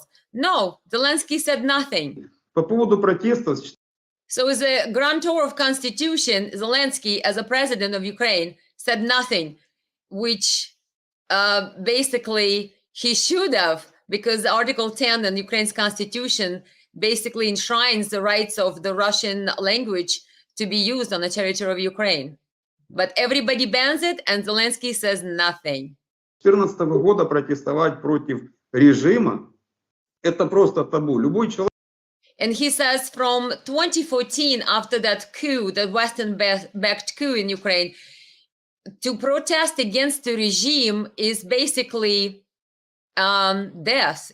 Который выйдет, то есть там выходили люди, даже были He said some people try to come outside and протесты protest. против высокой стоимости на газ, Some people were protesting the high prices of gas, да, на электричество. Вот electricity. просто люди выходили, пытались протестовать. Их власть, вот и при Порошенко, и потом уже это было при Зеленском в 2020 году, их просто называли агентами Путина. The people who went to peacefully protest the high gas prices or the high electricity prices, the people of previous President Poroshenko, as well as people of President now Zelensky, they basically called them Putin's agents. И полиция могла с ними делать все, And police could do anything it wants to them. что угодно. То есть, если любой человек выйдет защитить свои права, неважно какие, его сразу назовут агентом Путина. So any person who comes out to wants to assert and protect their rights, they immediately called Putin's agent. Единственных, кого Зеленский боялся, это вот эти нацисты, Азов, правый сектор, потому что они с оружием, вот когда они шли от него что-то требовать, да, ну там, чтобы еще усилить, что надо того посадить, вот тут, конечно, да, им можно. А людям... The only people who Zelensky allowed to protest were these Nazi nationalist militants, because when they protest, they're armed. So Zelensky was afraid of them. So they could do whatever they want and protest however they want. If they wanted to scare Zelensky and march and do their protest, Zelensky wouldn't stop them. But any other citizen of Ukraine who wants to peacefully come out and assert their rights and protest something in a peaceful manner, those people are not allowed to do that. They're grabbed by police. But the Nazi type nationalist armed militants, they can protest all day long, because obviously Zelensky allows them to do that, and he would not stop them from doing that. Свои права защищать, это либо тюрьма, либо смерть. Я помню, что произошло в Одессе еще до. And he says that if you just want to come out and protest peacefully to assert your rights, that's either prison or death in Ukraine. Зеленского в 2014 году, 2 мая, когда люди протестовали против государственного переворота, мирно протестовали, и их завели все эти националисты в здание и подожгли, и сожгли их живьем. И кто пытался выброситься из окна, их били и убивали. Here I am talking about the people who tried to peacefully protest in 2014, that was even before Zelensky, in Odessa on May 2nd, how they were rounded up by neo-Nazi thugs and burned alive for peacefully protesting way back when they were protesting the coup that took place in Ukraine in 2014. And I'm saying that I wrote about it and I talked to people about it. And of course, those people who know me personally, they knew that what I'm saying is the truth. But of course, lots of people said, how come we don't see this on TV? Because most people just, unless it's not on TV and unless CNN didn't tell them about it, it must not exist, right? But that was happening in Ukraine back then, even before Zelensky. Я говорила об этом американским людям здесь. Можно посчитать на пальцах, только те, кто знают меня лично, верили, потому что люди привыкли верить телевизору и телевизионным новостям, а у нас по телевизору об этом ужасе ничего не было не показано, не написано, а это все происходило на Украине. Людей. And I'm saying that this horrific events of Odessa massacre, when people were burned alive in a trade union building, the peaceful protesters, that all those horrific things that were happening in Ukraine, they never made it to American TV. Our media wouldn't cover that, as if it never happened in Ukraine. Сжигали живьем за мирный протест. People were burnt alive for peacefully protesting in Ukraine, for being peaceful protesters. И сейчас при Зеленском, я так поняла, ничего не улучшилось. And I'm saying that my understanding is with Zelensky now, it didn't become any better. А все прийти... Только хуже стало, да. Alexander says it only became worse. И столько стало хуже, запрещение русского языка. They're banning Russian language. Я смотрела ваше видео, при Зеленском стали еще больше, еще хуже. Теперь запрещение церкви еще больше, еще хуже. Now Zelensky is waging even worse war on church, prohibits the priests, prohibits worship, prohibits Russian Orthodox Church, Ukrainian Orthodox Church, which is basically came out of Russian Orthodox Church. So basically everything just became worse, and there is no freedom. There is more harassment by Ukrainian government and Zelensky regime of the language, of the religious freedoms of Ukrainian people.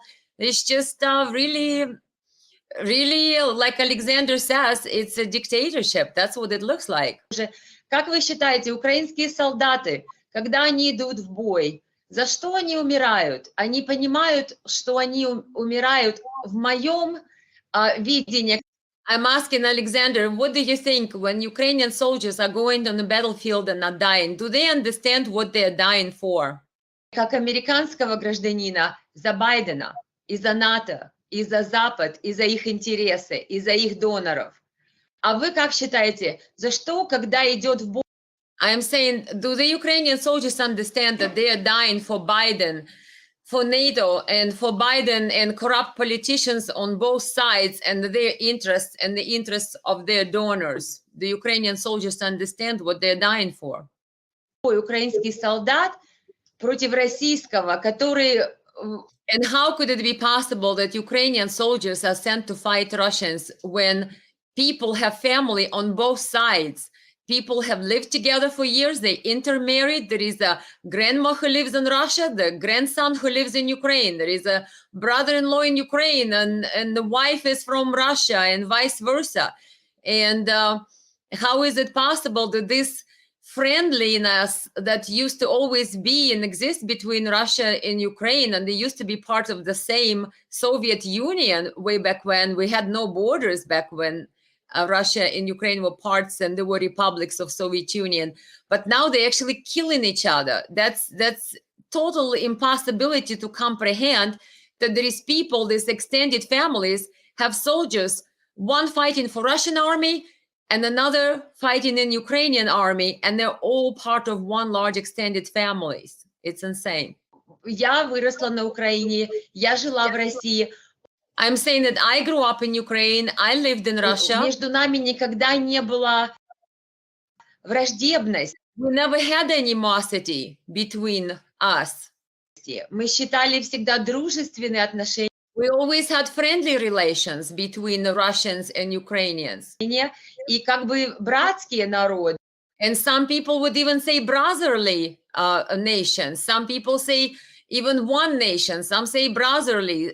No matter how you call it, the people have extended families on both sides of this conflict that are fighting each other. Я не знаю, кто-то считает братские, кто-то считает близкие, кто-то один народ, кто как считает, но факт остается фактом, что нам нечего было делить, у нас We had nothing to fight over. никогда не было враждебности. We never had animosity towards each other. И вдруг украинские ребята идут воевать против тех, у кого семьи на обеих сторонах этой. And all of a sudden, Ukrainian guys are going fighting basically the same people who extended family they are part of. Войны, потому что люди женились, у людей дети, внуки, бабушка на Украине, мама в России, папа в России, внук на Украине, там. People have mother in Russia, father from Ukraine, mother from Russia, and then they just intermarried, and they have all these huge families that comprise from both Russians and Ukrainians. Брат или сестра, а сейчас эти люди идут друг друга убивать. В моем понимании, за Байдена и за In my understanding, that they are going to kill each other for Biden. Коррупционных политиков and for corrupt politicians on both sides. Запада и Украины. The West and Ukraine. А в вашем понимании, за что, как вы думаете, умирают украинские солдаты, когда они идут в бой? Как вы What do you, Alexander, think? For what Ukrainian soldiers are dying when they go into battle? думаете? Они заложники, то есть, Alexander says they're hostages. Им либо тюрьма, либо мобилизация, то есть. They either have to be drafted and mobilized to go fight, or they have to go to prison in Ukraine. Там, когда они идут в атаку, есть заградотряды, так называется, заградительные отряды. Это... And when they're going into fight in a battle, they have what they call guarding troops behind them.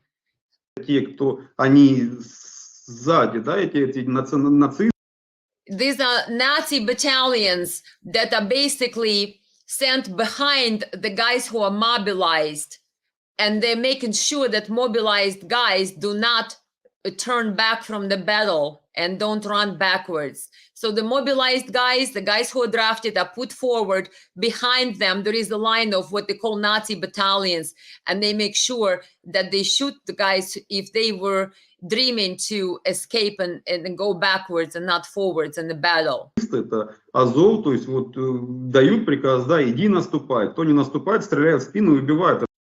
And for example, Azov battalion, they give them the order, say, we're going forward, but if those who do not want to go forward, you just go ahead and kill those guys. Это практика с 2014 года, да, то есть. He says they practiced it since 2014 in Ukraine. Гонят на убой. They're sending those Ukrainian mobilized guys basically to slaughter, like cannon fodder. Просто гонят на убой. Люди могут и не хотеть воевать. Их забрали вот сейчас, сколько видео, просто в дом врываются, забирают там у семьи, дети, жены плачут. Их просто... Those Ukrainian guys, for most part, maybe they don't even want to go fight, but they're being called to draft, and they've been grabbed from their homes. There are lots of videos on the internet you can find where the armed man basically storms somebody's house. The wife is crying, the children are crying, but they're grabbing the guy and sending him into the army forcibly, because that's what they do. It's mobilization in Ukraine, so they're drafting everybody and grabbing everyone to send them to the front lines. Забирают и отправляют на фронт без обучения, без ничего. Without even any adequate training or anything. Никакой подготовки. До них не доходит ни еда. Сколько эти солдаты They don't even have any adequate training, or they don't even have food over there while they're at the front lines. Записывают видео, что есть нечего, одна буханка хлеба. A lot of guys who are Ukrainian soldiers on the front lines are making videos saying that, look, we don't have any food here. We just have one bread loaf for all of us. Там им на отделение, говорит, где это гуманитарное, где эти деньги? Вот Then the guys at the front lines, Ukrainians, are saying, where all this money that Ukraine's getting? Where is all the humanitarian aid that Ukraine's getting? We don't see any of it on the front line here, the Ukrainian soldiers saying in their videos. США дают миллиарды, где они, куда они United States gives billions. Where all these billions? The guys at the front line are asking. уходят? Им есть нечего. These guys at the front line, they have no food at the front line. Солдаты там записывают видео, там же тоже православные, да, служат. Они записывают видео, что вы там в тылу творите. The Ukrainian soldiers are even making videos and saying, what are you doing there back home? Нашу церковь вы запрещаете. То есть You're forbidding our own church. за что мы воюем? За то, What are we fighting for? чтобы потом некуда было вернуться. Are we fighting, say, Ukrainian soldiers, that when we go back home, there is nowhere to go to? And the Ukrainian soldiers are basically appalled and disgusted of the closures of churches back home while they're on the front line fighting for Ukraine. Ukraine is closing the churches, and their wives and grandmothers cannot go to church and worship. So Ukrainian guys are saying, what are you doing? What are we fighting here for on the front line? То есть там много русскоязычных. Да, There are many Russian speakers on the front lines and in Ukraine. действительно, в 2012 году, если бы кто-то сказал, что вот украинцы будут убивать русских, то все просмеялись. And if anybody would tell me in 2012 that Russians will fight Ukrainians, nobody would believe it. It would be taken as some type of a bad joke. И тем более с 2014 года, то не с Россией они воевали. Они же убивали своих сограждан. And from the 2014, those guys on the front lines, Ukrainian soldiers, they were not fighting with Russia. They were killing their own citizens since 2014. Remember Eastern Ukraine, bombings and attacks by Ukrainian military on the Eastern Ukrainian region. So Alexander says from 2014, they were killing their own people of Ukraine, not Russian army. На Донбассе, в Донецкой, In Donbass, Луганской области. Вот in Donetsk and Lugansk provinces. это ненависть.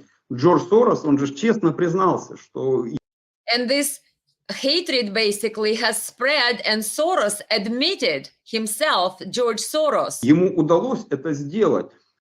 that he succeeded in bringing this animosity between Russians and Ukrainians. Что он тогда еще, в 90-х годах, да, они обсуждали, что если с Россией воевать, им нужна будет вот страна-наемник, такая как Украина, чтобы воевать чужими жизнями с Россией.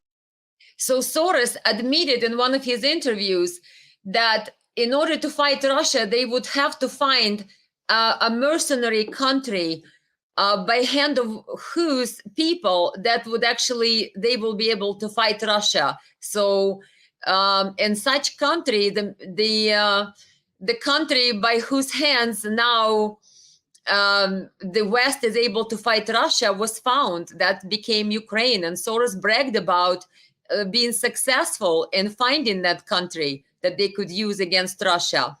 Они своими, да, они... So they don't have to fight with their own hands. So now they're fighting by Ukrainian hands. The proxy country, the proxy war. Жизнями своих стран, потому что, например, в США вот после Вьетнамской войны, да, то есть, плохо, я так понимаю, американцы отнеслись бы, чтобы если бы отправили граждан Америки сейчас воевать с Россией где-то, да? He says, I know that citizens of America, especially after Vietnam War, would not look favorably if America would want to send American citizens and American troops on the ground into Ukraine to fight Russia. Поэтому вот страна-наемник. So here we have a country, the proxy, Ukraine. И Сорос, он честно сказал, что он вложил несколько миллиардов для того, чтобы вот страну эту захлестнула ненависть к русским. And Soros admitted that he spent several $billion in order to make this country, Ukraine, basically get drowned in these feelings of animosity toward each other.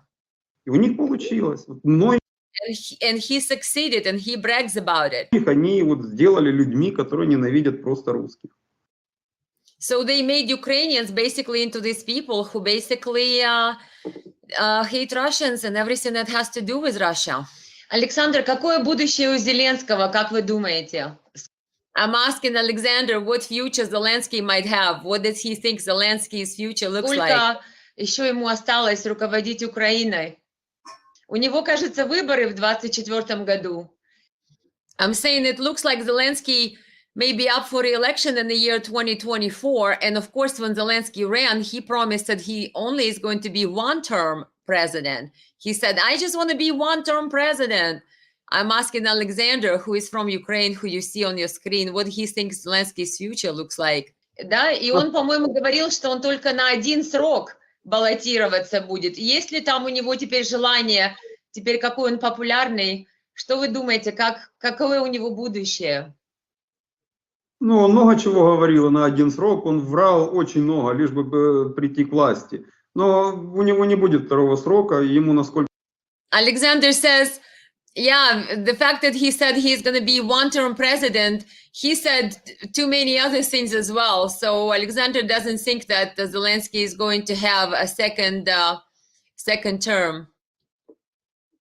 Я понимаю, даже посол США на Украине, она ему об этом уже сказала, что у США, насколько я понимаю, ну, у Байдена, да, у администрации, есть уже другие фавориты, ну, на эту должность, если Украина, конечно же, останется к тому времени. То есть Зеленский, насколько я понимаю, он уже не интересен, то есть он много знает, воровство, то есть сейчас США аудиторы, ну, на Украине занимаются, я там видел объявления, даже на Украине печатают, когда там, ну, американские спецслужбы, да, они уже даже не доверяют вот тем антикоррупционным органам, которые они же за свои деньги на Украине посоздавали, они не доверяют и пишут телефоны вот там, в США. То есть...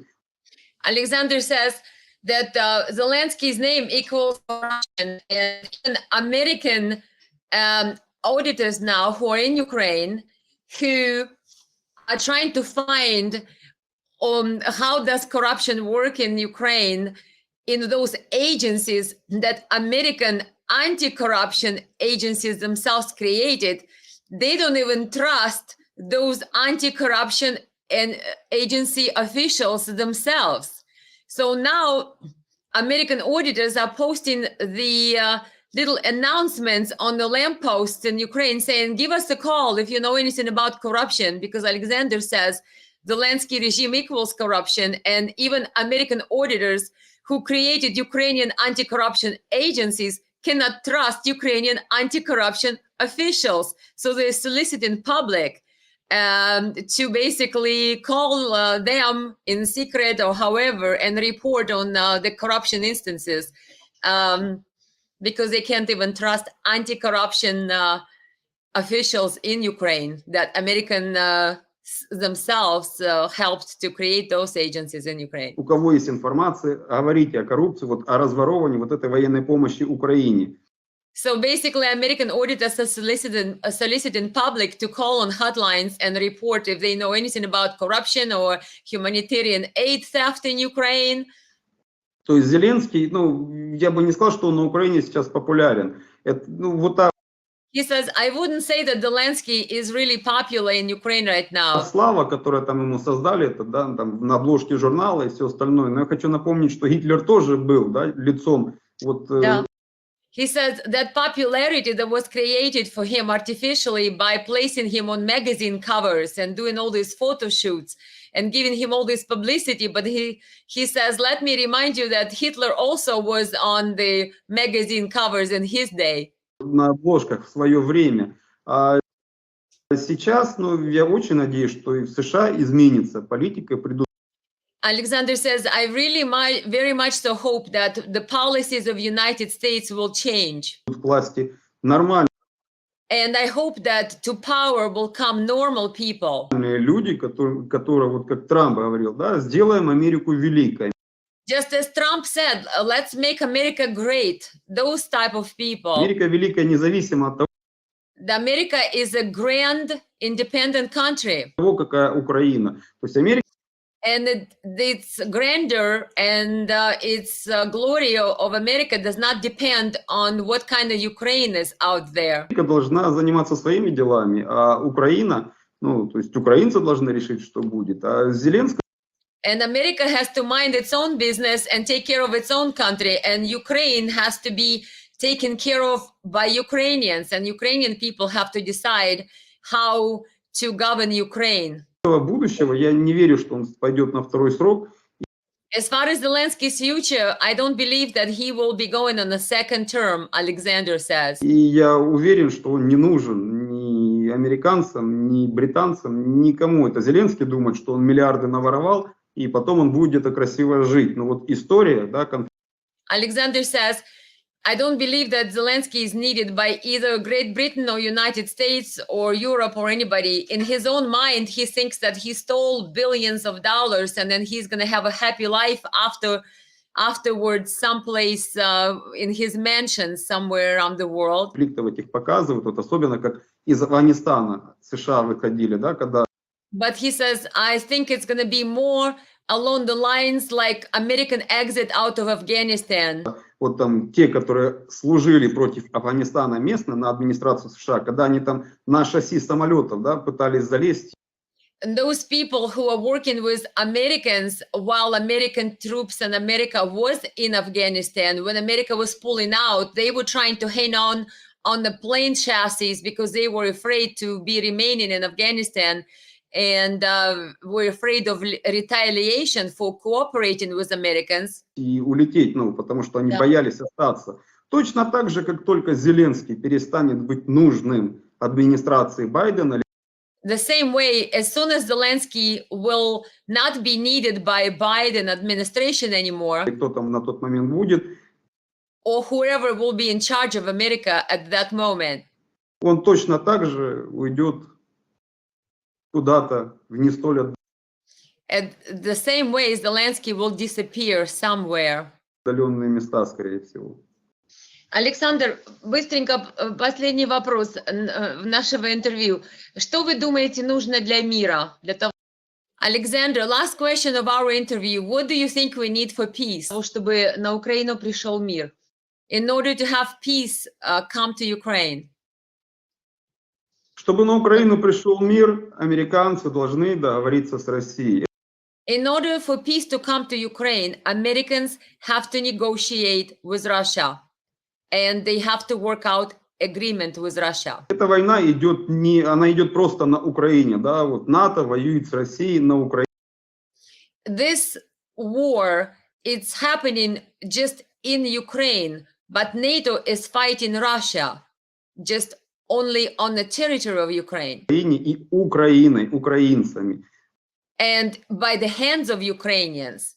Вот противоречия они гораздо больше.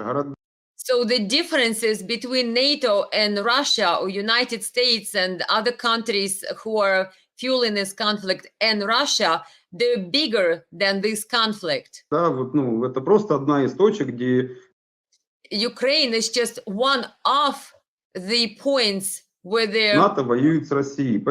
where NATO is fighting Russia. It's just one of the places where NATO is fighting Russia, Ukraine is. Поэтому США должны признать интересы России. Украина, по сути, да, то есть. So United States have to recognize Russia's interests. Вот если мы посмотрим на Украину, посмотрим на историю. История ж не 30 лет, Украине 30. If we look at the history, Ukraine is only 30 years old as a country.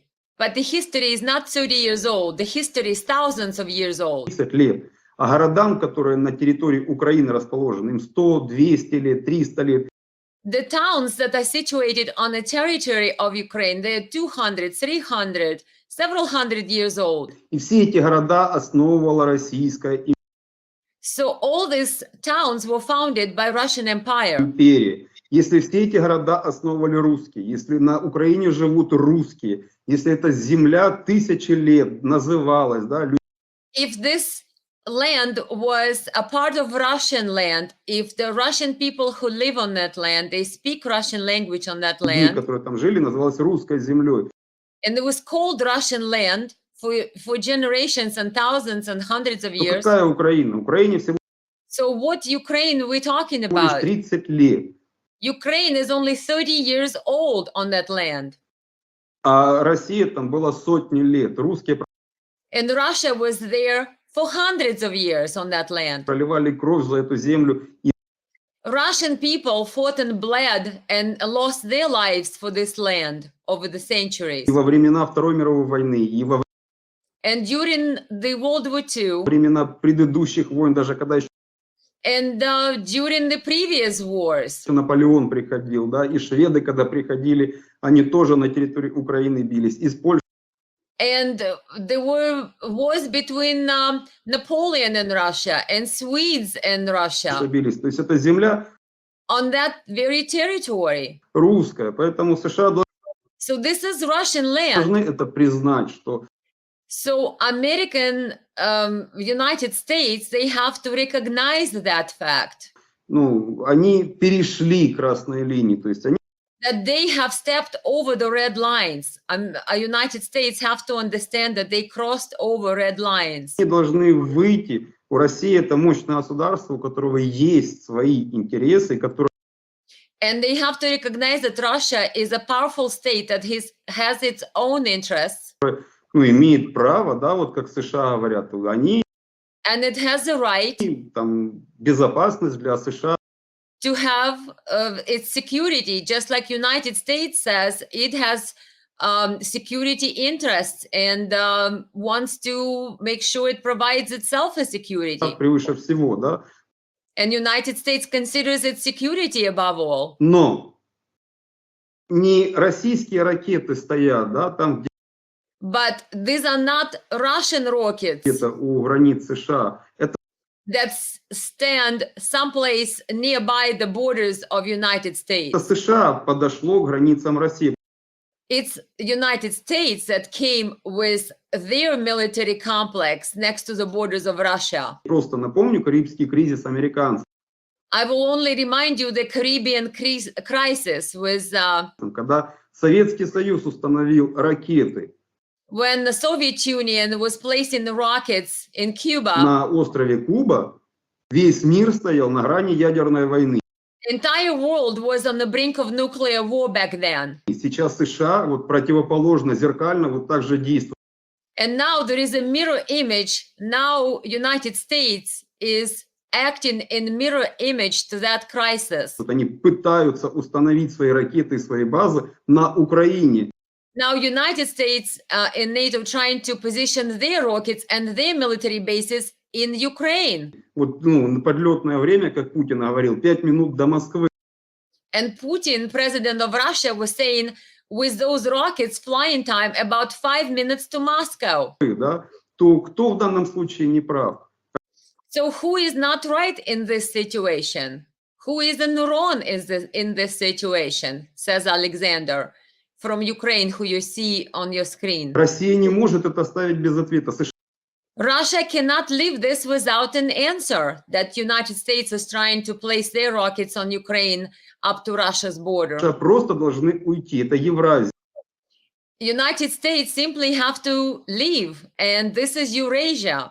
Здесь безопасностью должны заниматься только те государства, которые расположены в Евразии, да. The security guarantees should be provided by those states who are part of Eurasia. Европа после времен Второй мировой войны до сих пор оккупирована США. Europe is still occupied by United States since the World War II. Потому что Советский Союз в 90-м году вывел все свои военные базы с территории Европы. Because Soviet Union removed all its military bases from Europe's territory. А Соединенные Штаты в In the 90s. 1945 году, как построили свои военные базы, ну, прошлого века, да, в 1945, так они там и остались. США And United States, as soon as they built their military bases in Europe in 1945 or 1940s, they're still there, those military bases. And Russia withdrew its troops and removed its bases from Europe, but United States didn't. до сих пор оккупируют Европу. So United States are still occupying Europe. На североамериканском континенте там нет российских баз. On the Northern American continent, there are no Russian military bases. Вот и американских баз не должно быть на Евразии. Вот тогда So there shouldn't be any American bases in Eurasia. будет мир на всей планете. Then there will be a peace on the entire planet. Says Alexander.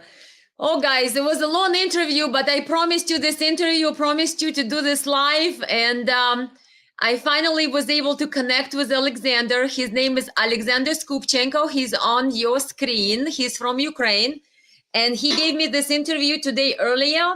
We did it on Skype, so I was able to record it and bring you on this live, because of course Skype doesn't allow to do lives. The technology is not there. So I'm doing it this way. Hope you enjoyed the interview. Everybody who was watching, Mohammed says Zelensky will become like bin Laden when he will not be needed anymore. Yeah, kind of sounds like Zelensky maybe soon will be phased out and his brand will be discontinued by the West. Okay, guys, this is a great interview. You can rewatch it, go back, rewind it, go front. In this interview, I'm interviewing Ukrainian man, Alexander Skubchenko, who lived in Ukraine all these years. And I've wanted to ask him a few questions about what really is happening in Ukraine. Is Ukraine democracy, as we have been told by Biden? What does he think will take to bring peace to Ukraine?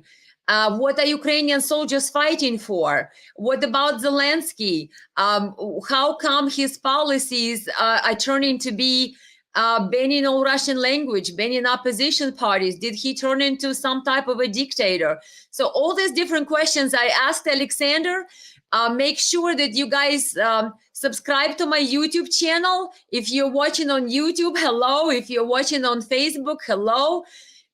Since I had to change the time of this live, it really helps, guys, when you subscribe to my YouTube channel, so you will be notified if you click the bell when I go live, so you don't miss all of my new shows and my new interviews.